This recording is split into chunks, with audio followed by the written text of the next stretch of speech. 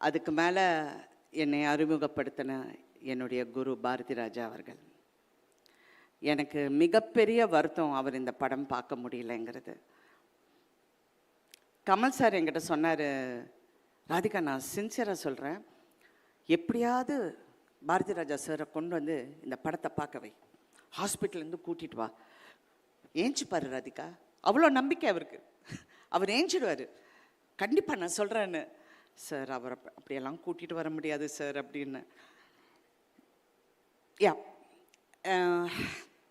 அந்த மிகப்பெரிய வருத்தம். ஏன்னா ஃபஸ்ட்டு படம், அந்த கிளி என்னோடது, என் டைலாக்கு நான் சொல்ல போகும்போது, இல்லைம்மா நீ சாதாரணமாக சொல்லுன்னு சொன்னார்.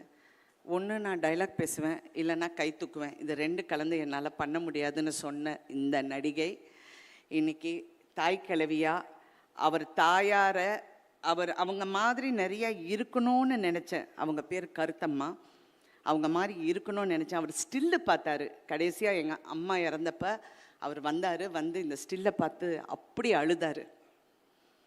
நீயாடி இதெல்லாம் பண்ணுற அப்படின்னு கேட்டார். ஏன்னா நான் தினம் அவர் கூட சொல்வேன், ஏன் சார் என்ன நடிக்க வைக்கிறீங்க, போர் சார் இதெல்லாம் அப்படிம்பேன். யார் சார் என் மூஞ்சியெல்லாம் பார்ப்பாங்க, அப்படியெல்லாம் கேட்டு நான் வந்திருக்கேன்.